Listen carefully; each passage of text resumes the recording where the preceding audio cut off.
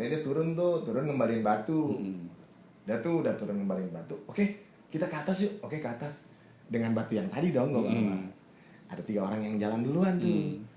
Jadi emang kan kalau ke Curug tuh jalannya kayak jalan setapak cuma buat 2 orang doang kan, buat hadap-hadapan gitu. Jadi harus baris ke belakang. Betul. Nah, yang 3 orang jalan duluan. Kan jalannya agak nikung gitu tuh pas tangga pertama tuh. Pada lari. Jam berapa sore ini? Jam berapa kejadian? Siang kayak. Kejadian mungkin pagi ya, enggak pagi-pagi amat sih, mungkin antara jam 9 jam 10, cuman gue lupa tepatnya karena tapi pas lu ngangkat teh siang lah, bukan malam ya berarti ya. Lari ini balik lagi yang 3 orang duluan. Si orang lari duluan. Kan yang 2 orang tadi yang nganterin batu juga di belakang yang di belakang yang 3 nih. Iya. Lari juga nih. Akhirnya gue batu sama temen gue tuh ada diangkat. Naon, bro? Jalannya ditutup. Ditutup usaha aja ya. Dia kan polisinya di bawah KB. Kenapa jadi razia di atas? Tidak mungkin terjadi. Tiba-tiba tuh langsung salah satu teman gue tuh yang lari tuh jalan ditutup sama monyet. Karena kan emang lokasi Gunung Salak tuh kan emang banyak monyet. Iya. Dan emang di Curug itu biasa ada monyet. Iya pasti. Tapi pas kejadian itu mah memang entah kenapa gitu, gue juga nggak paham. Itu full jalan ditutup sama monyet, bro. Kita nggak bisa lewat. Selamat pagi, siang, sore, malam, subuh. Terserah jam berapa aja lo nonton video ini, teman-teman.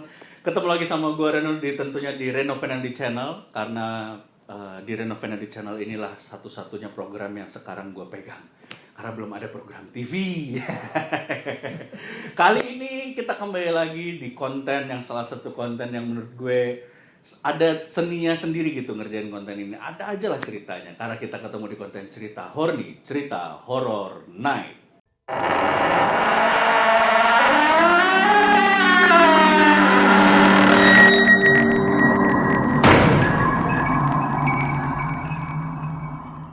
Nah, kali ini teman-teman, gue sudah bersama salah seorang narasumber yang gue udah kenal lama. Temen gue waktu merintis di Suci 3. Kuat kabar, Mang? Alhamdulillahirrahmanirrahim. Baik. Seorang polisi, mana mimiti tuh sih di Suci yang naik ke permukaan polisi? Iya. Iya kan, pertama kan? Pelopor polisi berstand up komedi. Pelopor polisi kayak Brimo pelopor ya? Iya, walaupun belum tentu yang terkenal. Gak apa-apa, rezeki mah ada aja. Iya. Yang penting kan pertama kali ada Ferry ini muncul di tahun 2000 sebenarnya orang teh 2017 akhir atau 2012 ya. Muncul 2012 akhir di Kompas nama awal-awal. Kompas awal-awal 2017. Ini dia, kita langsung beri tepuk tangan yang meriah untuk Ferry. Detektif Ferry. Anjir, Detektif Ferry seorang bapak polisi di mana saya baru mampir nih ke kantor dia. Terakhir saya mampir ke kantor institusi dia itu prosesnya penangkapan. Kalau yang pertama dijemput, kalau yang kedua datang sendiri. Aduh. Jadi lu datang pertama kali ke kantor polisi itu karena kebutuhan konten kepolisian. Iya. Kalau yang sekarang lu datang berarti adalah kebutuhan konten lu. Gua. Iya. Bener juga ya. Iya. Tapi sengaja gue undang Ferry ke sini ke channel gue bukan untuk di ngono tapi di cerita horor nih, karena seperti teman-teman tahu bahwa Ferry ini adalah seorang polisi yang sudah berdinas dari tahun berapa? 2006. Anjir, 2006 kurang masih kena SMA. 2006 2007 lah paling efektif 2007 sekitar 15 tahun kurang ya. 15 tahun. Kalau mungkin agak berbahasa Sunda karena Ferry ini asli Bogor. Mana asli Bogor? Bogor. Asli Bogor terus ya saya sempat kuliah di Bandung. Jadi kalau ngomong sama Ferry selalu dari dulu mah Susundaannya orang pastinya. Kebiasaan gitu. Dan gua itu karena gua kan rumah di Jogja, Fer. Terus kuliah di Bandung, kecil di Palembang. Jadi orang kadang-kadang teh panggil orang Palembang ngomong bahasa Palembang, orang panggil di konten kemarin sama Indra The Rain, terus sama Nope, tapi belum tayang kayaknya. Sama Nope itu pakai bahasa Jawa. Banyaknya Jawa. Banyaknya Jawa. Nah, kalau sama Ferry pakai bahasa Sunda. Siga jeung Megdani urang. Oh. Si eta aduh, teman sekonten ya, sekonten. Teman sekonten. Collab untuk waktu itu kontennya Polres Tangerang Kota. Nah, kayaknya ya The Police. Polres Tangerang Kota. Iya, tapi itu tidak ada ditayangkan di mana-mana, ditayangkannya di pengadilan. Di depan hakim. Fer 15 tahun di kepolisian, lamanya di bidang apa? Macam-macam sih, pindah-pindah. Panglilana. Bimas. Okay. Pembina masyarakat. Tapi kalau mungkin teman-teman belum tahu bahwa di kepolisian itu ada bidang ya, ada kayak bidang tertentu. Ada lantas, ada reserse, ada lalu lintas, ada reserse kan bagi dua. narkoba dan sama pidana umum. Oke. Terus ada lagi Bimas. Ada Bimas. Terus ada lagi macam-macam, ada Propam ya, ada Propam juga. Nah, Ferry ini selain di Bimas pernah juga di Serse. Nah, Serse ini sepertinya ada cerita-cerita menarik. Tentu banyak. Karena kalau di yang lain, mungkin di Bimas, cerita seru juga banyak, tapi mungkin bukan di konten cerita horny masuknya. Iya. Itu lebih jatuhnya ke ngono nanti. Iya, ke ngono nanti, atau nanti di konten yang mungkin dari Polres atau Polda manapun pengen bikin konten tentang Bimas, butuh host, boleh aja saya. Itu cerita karena pasti juga banyak yang menarik, tapi karena ini cerita horny, ini adalah spesial cerita pengalaman Manesa selama jadi serse. Buat lo yang punya cerita atau pengalaman menyeramkan, silakan bagikan cerita lo di email renovenadi@gmail.com. Siapa tahu cerita lo akan gue bawakan di cerita horny episode yang akan datang, atau bahkan mungkin juga lo yang gue undang untuk cerita langsung ke semua penonton cerita horny. Kita lanjutkan cerita horny kali ini.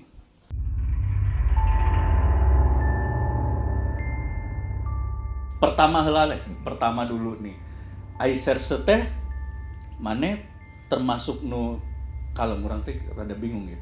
Lamun di luar negeri teh kan lamun serse, sersena pidana umum berarti. Ya, kalau di luar negeri mah kalimatnya mungkin detektif kali ya lebih ini. Oh, detektif lain penyidiknya?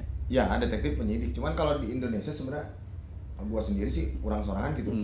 Sebenarnya pengalamannya bukan masalah di serse aja, karena kan polisi mah aya TKP otomatis anu piket hari teh, yang piket hari itu wajib datang. Oh. Jadi walau dia di fungsi itu di SPK, di patroli, ataupun di Intel, ataupun di serse, kalau misalkan ada TKP gantung diri atau TKP penemuan mayat di kali, mau nggak mau ya kita harus datang ke TKP. Harus datang ke TKP.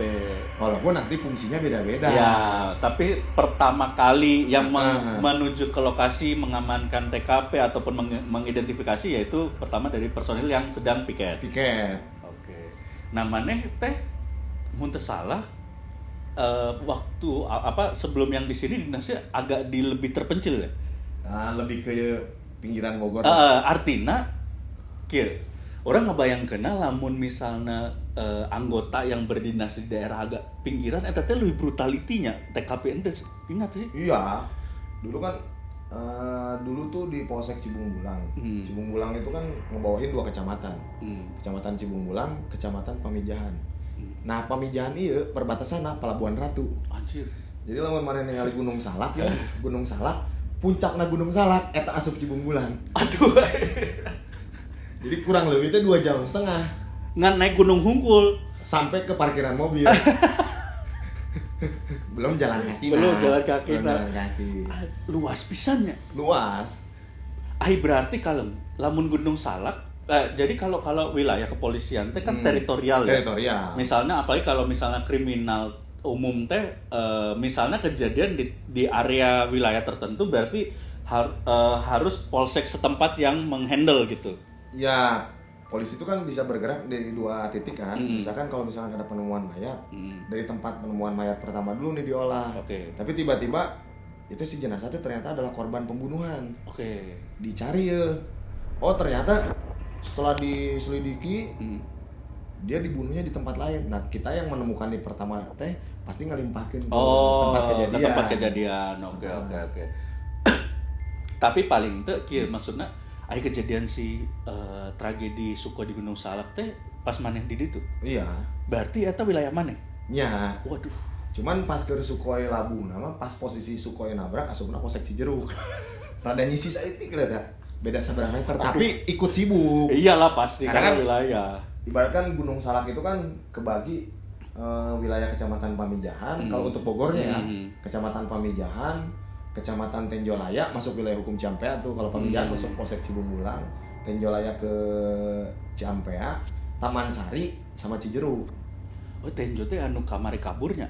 Si Coy Campan anu pas urang di penjara anu kabur di Tangerang. Kan saya di Tenjo Oh, kalau itu mah Tenjo perbatasan BSD. Oh, beda Tenjo ya. Beda dua. Oh, Suganda Tenjo. Jadi lamun anu di wilayah Gunung Salak kita Tenjolaya. Oh. Lamun anu perbatasan Tangerang kita Tenjo. Oh, berarti menarik nih. Mana luas pisan dan agak pinggiran ya waktu itu artinya. Ya, sebenarnya mah nggak terlalu pinggir-pinggir amat. Iya. Kan Tenjo sama Jasinga kan pinggir banget kan. Cuman lebih merapat ke gunung. Mendekatkan diri ke alam. Wah, kebayang sih, maksudnya nggak kebayang kayak misalnya beberapa tragedi kayak ada yang hilang ditemukan meninggal, pasti kan itu yang bergerak unsur-unsurnya Basarnas, Polri, terus sama TNI kan pasti. BPMPD kalau sekarang tuh. BNPD. Nah, itu selalu ada video pas evakuasi pasti aya we anggota polisinya. Kebayang gitu maksudnya lamun maneh nguruskeun misi kemanusiaan naik gunung gitu edan ya berarti. Gua pribadi lah orang paling males kepanggih anu gantung diri. Maksudnya lain iyanya, kadang orang sok ya kalau namanya orang dibunuh, orang hanyut gitu atau orang jatuh ke jurang, itu kan karena faktor kecelakaan ya. Betul. Kadang ya udah kita nolong oge, ya sebatas kita nolong nih biar dia lebih layak aja dimakamin, ketemu keluarga dan segala rupa. Kalau bunuh gantung diri kan kadang-kadang iya teh lo bakal tempat nu deukeut, naon kana jauh gitu. Mana geus maot ngarepotkeun batur anjir. Jadi asik lucu banget lagi. Maksudnya teh buat orang-orang yang gantung diri teh tong di tempat-tempat nu aneh-aneh lah ya. Jangan ngerepotin orang, kalau mau mati mah udah mati aja lah. Jangan sampai udah mau mati ngerepotin orang gitu kan. Geus mah gantung diri di puncak gunung deh. Leungit deh jelmana teu kapanggih kan. Aduh. Selain itu maksudnya kalau bisa gantung diri jangan merepotkan orang lain kata Ferry tadi, tapi nu penting mah geus lan tong gantung diri lah. Iya. Maksudnya seberat apa sih masalah di dunia itu? Namanya manusia mah kan pasti punya masalah. Betul. Tapi masih kayaknya bisa masih bisa pasti. Mana deh yang udah pernah masuk ke penjara gitu. Tapi kan tetap masih bisa hidup, ya, masih bisa jalan, masih punya teman, masih punya keluarga. Masih ada harapan. Harapan mah nggak hilang gitu, walaupun mungkin menipis. Aduh, bukan cuma harapan yang menipis, kesempatan, isi rekening. Tapi ya itu maksudnya teman-teman, ini himbauan yang bagus juga gitu dari Ferry sebagai seorang polisi mengatakan bahwa kalau bisa tuh ya jangan sampai melakukan hal-hal seperti putus asa terus kemudian kamu mengakhiri diri gitu. Dan kalaupun kamu kayak gitu, tolonglah ada bapak-bapak yang memang pasti kamu repotkan ketika kamu tempatnya tidak lazim. Bukan cuma dari pihak kepolisian aja kan, pihak terkait yang memang mungkin warga sekitar. Iya, benar. Ya, emang kudu dipikirkan lah intinya mah. Entong lah, geus lah, janganlah. Masih bisa hidup. Tapi nah ini menarik nih, cerita yang mau lu sampein berarti berkaitan dengan proses lu sebagai profesional polisi ya, maksudnya maksud kejadiannya naon kan? Jadi kalau horor tuh sebenarnya gue tuh nggak horor ke horor ya, tapi karena pengalamannya dulu tuh pernah salah satu pengalaman tuh waktu itu kejadian ada orang meninggal ketiban batu cadas di Curug, salah satu curug, nggak usah disebutin curugnya lah. Kan di sana memang banyak tempat wisata. Iya. Nah yang repotnya si perempuan korban ini, almarhumah ini adalah orang Kalimantan. Jadi kayak di Kalimantan tuh kayak ada supermarket gitu baru dibuka. Berhubung di sana masih dibangun, akhirnya dia dikejakartakan untuk belajar. Untuk belajar? Nah, belajar jadi kasir lah, belajar jadi ini, belajar itu. Iya. Training. Kasarnya. Di sini ketemu teman-temannya, libur, ayo ke Curug, meninggal. Aduh. Jadi kalau ibaratkan tebing kan gini, tebing. Temennya di sini, di bawah tebing. Dia di sini, yang kena dia. Kan kalau secara kasat mata mah batu jatuhnya harusnya batu itu jatuh ke bawah. Ini mah ya radius dia 15 meter kali ya dari tebing. Enggak, posisinya si batu tuh jatuh dari atas. Ya iya, kan jadi kalau air terjun kan otomatis kan batuan gitu. Ya, kan. Ya. Kemungkinan besar kan ada yang rontok. Mungkin karena dia terkikis sama air terus mungkin rontok. Cuman kan yang agak bingung ya, apakah dia ke bawah angin kan bingung nih. Iya. Harusnya kalau dia logikanya ilmu Isaac Newton kan. Kesini dong jatuhnya. Iya. Kenapa dia jatuhnya ke sini? Iya juga ya. Anjir. Wah, dan gede Fer ya. Batunya maksudnya sampai bisa membunuh seseorang, maksudnya gede. bisa menghilangkan nyawa seseorang. Sekumaha gede nanti. Batunya tuh jadi kebelah dua gitu. Anjir. Jadi batunya gede lah, cukup gede. Jadi mungkin pecahan batu tuh yang satu mah. Jadi kenapa yang bersangkutan meninggal tuh karena di bawahnya pun batu kan. Jadi pada saat dia ketimpa ke bawah, jadi dia kayak kegencet antara batu dengan batu. Aduh, kepala. Eta maksudnya apa namanya, si bentuk kepalanya emang udah hancur pecah. Nah, bagian belakangnya sih.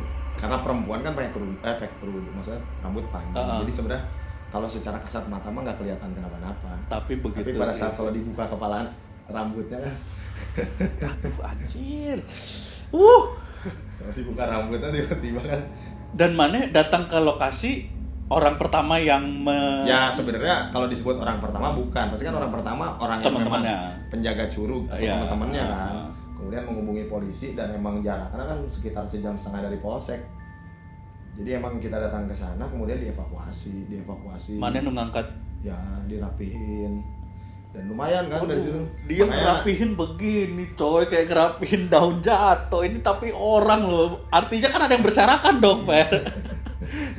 Ya intinya mah pesannya satu sih, namanya kita di tempat wisata, apalagi tempat yang baru kita datengin, jangan sompral aja gitu.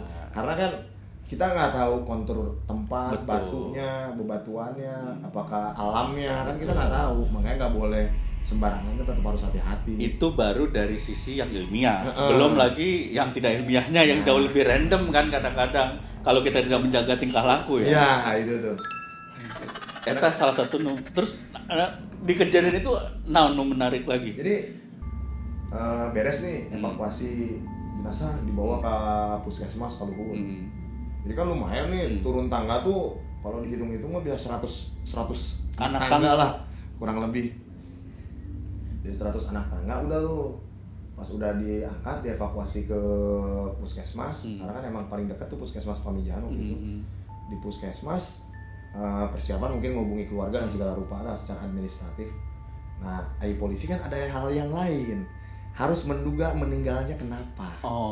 Ada tugas lain. Iya, dugaan awal. Apakah ini adalah sebuah kecelakaan? Ya. Apakah ini sengaja dibunuh oleh temannya? Ya. Ataupun sama orang yang tidak dikenal? Karena itu yang harus kita cari. Iya. Makanya pada saat setelah evakuasi si jenazah ini, kami memerintahkan anggota-anggota yang ada di sana, ayo kita ke TKP lagi. Ke TKP lah. Turun dari 100 anak tangga. Lumayan lah nurunin berat badan. Jangan. Kondisinya curug tuh jangan bayangin curug yang kayak di SeaWorld ya teman-teman, yang jalurnya datar. Curug itu setahu gua mah pasti naik turun karena posisinya kan ya kalau gunung itu harus punya konsep di mana perjalanan yang jauh pasti akan mendapatkan pemandangan yang indah. Di semua gunung ya.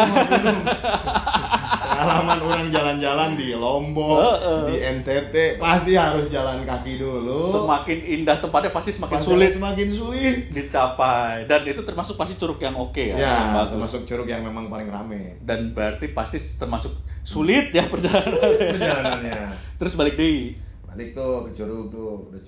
Balik curug kan apa namanya teh? Melihat TKP lah dibersihin. Nah, kan kita nggak enak juga dibersihin.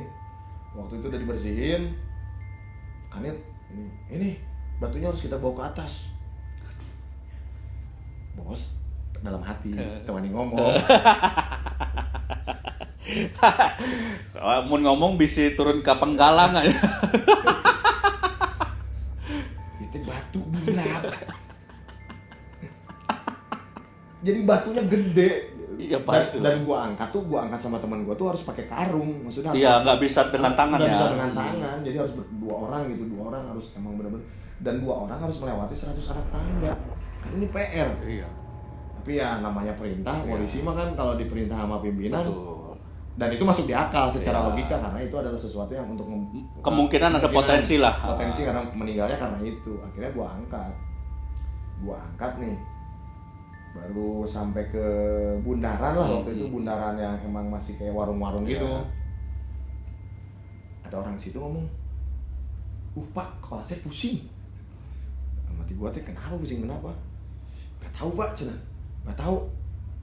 "Alah, nggak usah ini, ayolah buru-buru ke atas, lapar ya perut, di atas itu kita makan aja." Orang bilang kan gitu kan. Ya udahlah, kanit kuku udah bawa aja, cuma bawa. Akhirnya gua bawa.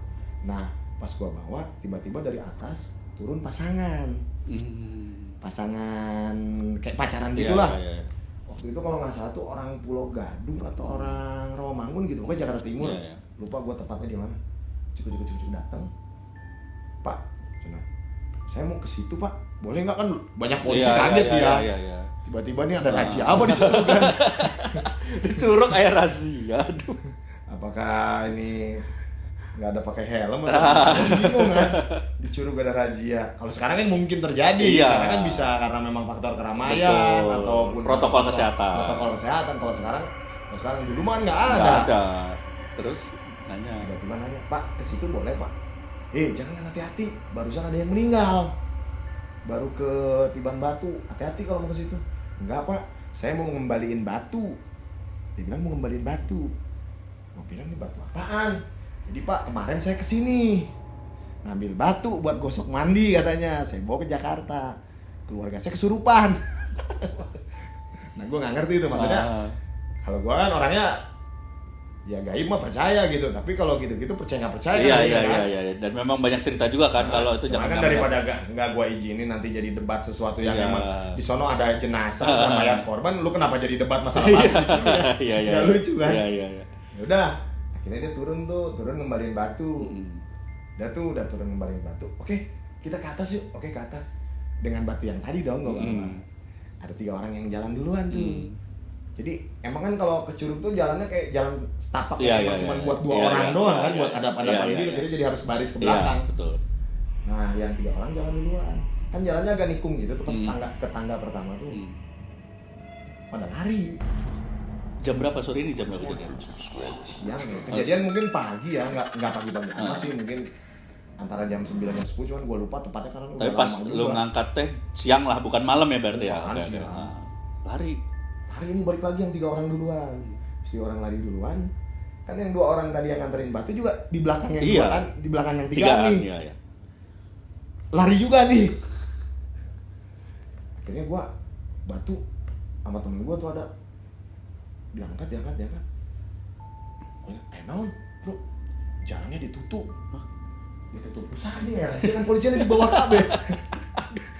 Kan polisinya di bawah KB, kenapa jadi rajianya di atas dong? Tidak mungkin terjadi. Tiba-tiba tuh langsung salah satu teman gue tuh yang lari tuh, jalan ditutup sama monyet. Karena kan emang lokasi Gunung Salak tuh kan emang banyak monyet. Iya. Dan emang di Curug itu biasa ada monyet. Iya pasti. Tapi pas kejadian itu mah memang entah kenapa gitu, gue juga nggak paham. Itu full jalan ditutup sama monyet, bro. Kita nggak bisa lewat. Maksudnya monyet menghalangi jalan berbaris. Ya. Seberapa? Jadi ada yang duduk, ada yang tiduran, ada yang ngegantung. Banyak pokoknya mah.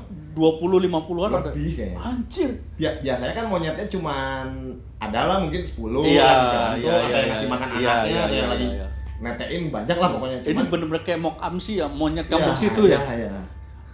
Dan itu sebelum lo mengangkat batu itu, monyet itu ya maksudnya sekilas mata aja, atau enggak ada? Gua kan 2 kali naik turun kan. Ya kan pertama turun naik lagi udah 3 kali tuh. Dan itu normal aja gitu, maksudnya ada monyet tapi normal. Oh iya, oke. Nggak sebanyak itu. Betul. Terus udah gitu langsung kan gue mengeluarkan ide cemerlang ke komandan, ini kayaknya monyet nggak mau batunya dibawa gitu. Karena dalam hati gue biar nggak berat. akhirnya komandan gue, ya udah dah, ini kita foto aja, ini daripada kita ini, akhirnya difoto, udah difoto, di ini segala rupanya, ditaruh lagi tuh. Taruh lagi tempat semula. Ke tempat semula, taruh tempat semula, nggak ada bro. Hilang monyetnya. Maksudnya bukan hilang. Nggak menghalangi lagi. Normal aja gitu. Anjir. Dan yang jadi dari monyet banyak ini ada satu monyet yang ngepel gini. Udah siap kayak Jadi jalan tapi gini kan biasanya kalau iya, ini jalan iya, ini. iya. Ini monyet gini. Anjir. Dan ukurannya lebih gede dari yang lain. Anjir. Itu lu lihat banget. Lihat banget. Orang gua kan yang 5-an nih, tiga orang pertama, 2 orang yang pasangan kan dia mereka lah. Iya, kan? iya. Kan gua rombongan ketiga. Iya, kan? iya. Gua taruh, ya gua langsung maju ke depan. Maksudnya gua pikir masih bisa jalan. Pas gua maju, ente bisa ya. Ente geus. kok banyak gitu kan. Perasaan polisi dididik untuk melawan musuh. Bukan monyet. Jaraknya berapa jauh Ber, dari lu melihat monyetnya? Kalau gua sih dekat segini lah, dekat monyet. Deket banget. Tapi jadi gua ke monyet itu dekat segini. Cuman ya si monyet yang ngepel itu makin lama makin deket dia. Oh malah jadi ngedeket. nyamperin dengan tangan ngepel. Gua ngerti lah, karena kan gua nggak ngerti bahasa monyet. Iya dong. Cuman tau lah kalau ngepel tuh artinya ya itu marah mungkin ya. Fighting spirit. Kan nggak lucu kan kalau MMA enak kan lawan manusia. Takutnya kalau kalah kan lebih gak enak kan kalau udah manggelut. Terus mereka bersatu menjadi robot gitu, kayak Gundam gitu. Terus akhirnya pas momen lu meminta izin ke komandan balikin dan proses lu balikin, itu mereka monyet ngeliatin. Enggak, jadi monyet itu kan jadi gini.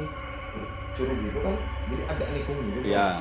Nah pas agak nikung itu, nah dia di tikungan itu. Jadi sebenarnya dia pun nggak bisa ngeliat, nggak tahu sih kalau dia naik ke pohon kan kelihatan kan. Jadi itu batu di ini, dia pada saat gua ngelewat lagi, ya udah normal gitu. Maksudnya tuh monyet yang kebuka, emang dalam keadaan ya normal aja. Iya, gitu. iya. Cuman nggak tahu memang ya orang situ kan banyak yang sotoy kalau Iya. wah ini kayaknya batunya nggak diizinin, cuma buat dibawa sama monyetnya. Dalam hati gua emangnya monyetnya jualan batu kan nggak lucu juga. Ya tapi siapa tahu emang dia anak kampung situ emang Ya, bisa monyetnya. jadi sih. Tapi itu gila, maksudnya menurut gue itu memang nggak bisa diilmiahkan, Fer. Ya nggak sih, itu kayak memang udah ya itu hal di luar kita, Fer. Ya. Nggak mungkin lah, maksudnya kalau kita logisin kan, masa iya monyet peduli dengan orang bawa, itu udah pasti dibilang dia pasti bermasalah dengan proses bawa batu kan, karena setelah lu taruh hilang gitu. Ya. Bukan tertarik dengan kalian, maksudnya dengan orang kan. Ada juga misalnya kita kayak ke Monkey Forest di Ubud, mereka kadang suka iseng nyamper orang ngambil apa. Itu pun pas kita cabut terakhir tuh, siang pasangan tadi kan akhirnya ke rombongan bareng-bareng lagi tuh dia. Nah mereka tuh bawa makanan dan monyet-monyet yang sisa itu ya cuma ngambil makanan dia doang, tapi nggak ngeresein gitu. Iya. Dan memang yang menjadi monyet pada hakikatnya lah gitu ya, pada kebiasaannya. Wah anjir itu sih gokil sih. Gila loh, gila. Tapi gue di situ bersyukur sama monyet-monyet. Karena untung gue curiga tapi kayak lu deh yang nyuruh. Kayak apa gue bos? Kayak lu yang nyuruh deh. Aduh, terus si monyetnya tuh kasihan Ferry berat Kayak guys. kayaknya gara-gara gue sering nonton Raja Kera Sun Gokong. Sun Gokong dia langsung yang ngepol tadi anak bilang buahnya semuanya. Bilang kan guys, Ferry kecapean. Yuk bikin formasi. Wah tapi itu menurut gue sih lumayan nggak masuk akal. Maksudnya di luar ya akal. Kalau secara logika dan nalar nggak masuk di akal memang. Itu lumayan horor sih, walaupun nggak apa-apa tapi situasinya gue bayangin itu horor sih. Iya, jadi kan emang situasi kan kayak musim ini nih pagi-pagi udah ngericik hujan gitu. Udah pas zamannya sama lah. Namanya Bogor kalau nggak hujan kan aneh. Iya, namanya juga kota hujan. Ditambah waktu itu curah hujan emang lagi tingginya. Cuman kan kalau Bogor mah hujan kadang-kadang nggak gede-gede terus lah. Tapi sapoy jeprut. Ada senior gua ngerjain teh, maksudnya ngerjain itu dalam artian dia nggak bilang meninggal. Temuin orang dibacok katanya. Pas gua nyampe ke TKP bener-bener masih hangat. Dan memang ada luka bacokan. Iya banyak di sekujur tubuhnya. Aduh.